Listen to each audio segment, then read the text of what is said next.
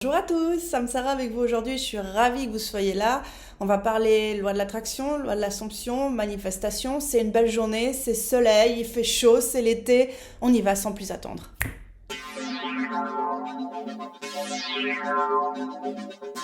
Aujourd'hui, j'ai envie de revenir sur Everyone is you pushed out. Pour moi, c'est quand même la base de la loi de l'Assomption et j'ai envie d'y revenir parce que je veux aborder un thème important, c'est comment faire en sorte que ma personne spécifique veuille s'investir dans une relation sérieuse et exclusive avec moi. Alors tout d'abord, avant toute chose, avant de démarrer une nouvelle histoire, une nouvelle version d'une personne spécifique ou une nouvelle version de nous-mêmes, il faut être au clair que dans la version précédente, on a eu des pensées limitantes et des fausses croyances. À ce stade, j'ai envie de vous dire, ne faites pas de travail de l'ombre si vous en avez déjà fait dans le passé.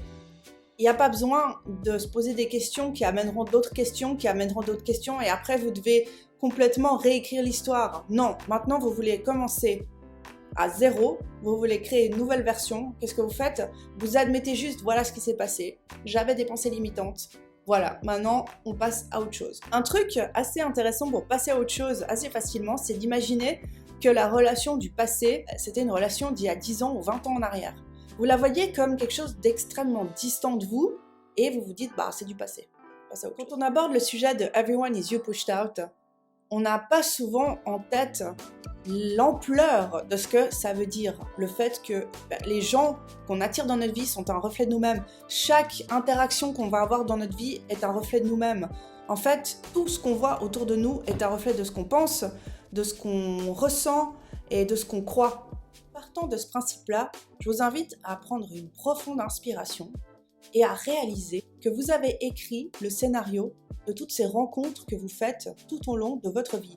En tant que créateur conscient et en tant que puissant manifesteur que vous êtes, et vous savez au fond de vous que vous l'êtes, vous pouvez décider de tout, parce que tout ce qui va se passer dans votre vie va vous renvoyer cette image-là, va vous renvoyer en fait ce que vous avez décidé.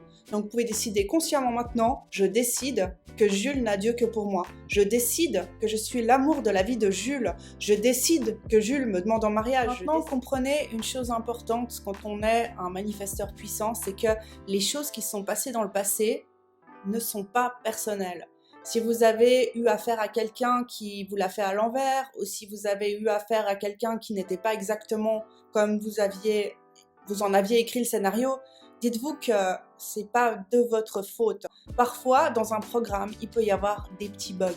Ça, c'est Unseen Seraph, la coach américaine, qui en parle le mieux. Elle dit que tout est une question de coding et que peut-être, à un moment donné, quand on a écrit le scénario en fait de ce qu'on voulait attirer dans notre vie, quand on a manifesté une personne, on n'a pas remarqué qu'il y avait un glitch ou un bug dans notre système. Vous avez sûrement entendu parler de cette phrase qui explique que la folie, c'est en fait le fait de répéter les mêmes choses encore et encore et encore et s'attendre à un résultat différent. Concrètement parlant, ça veut dire que le code, c'est en fait nos pensées.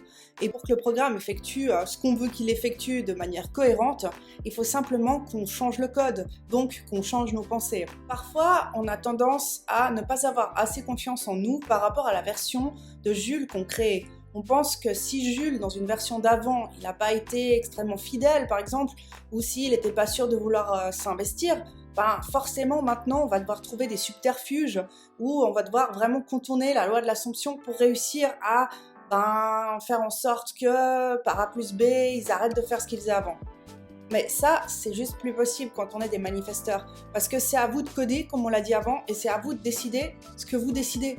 Si vous décidez que Jules va être quelqu'un qui ne saura pas où il va et qui ne voudra pas s'investir, ben vous allez trouver un Jules qui ne veut pas s'investir.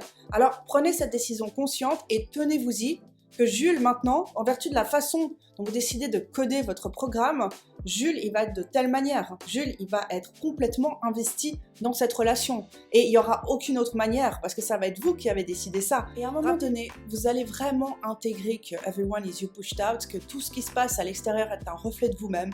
Et vous allez commencer à vous purifier vous-même, à changer vos pensées entièrement et de façon mécanique, presque de façon... Voilà, vous allez savoir que vos pensées elles doivent être changées parce que vous saurez que tout ce que vous voulez attirer, c'est du positif. Vous ne voulez plus attirer de situations dramatiques et des situations qui seraient susceptibles de vous faire réagir. Pour vous, vous cherchez la paix et vous allez œuvrer pour que vous attiriez la paix. Donc vous allez maîtriser vos pensées, votre code va être parfait, votre programme va rouler sans aucun bug. Exactement ce que Neville Goddard dit. Les suppositions, répétées et répétées et répétées, se transforment en faits, c'est-à-dire qu'elles se gravent dans la pierre. Mais Everyone is You Pushed Out nous permet toujours de réviser tout ce qu'on veut. On peut toujours revenir en arrière, mais la seule chose que je vous demande, c'est d'éviter de réagir. Parce que le problème quand on réagit, c'est qu'on aura beaucoup plus de choses après à réviser par la suite en se disant « Mais pourquoi j'ai réagi ? Pourquoi j'ai dit ça, ça, ça ?» Ça sert à rien en fait, il faut vraiment rester ancré. Simplement affirmer, réécrire les scénarios, j'aime bien dire ça en fait. Et sachez que vous l'avez déjà en fait. Voilà, moi je vous fais un gros bisou et je vous souhaite une bonne journée.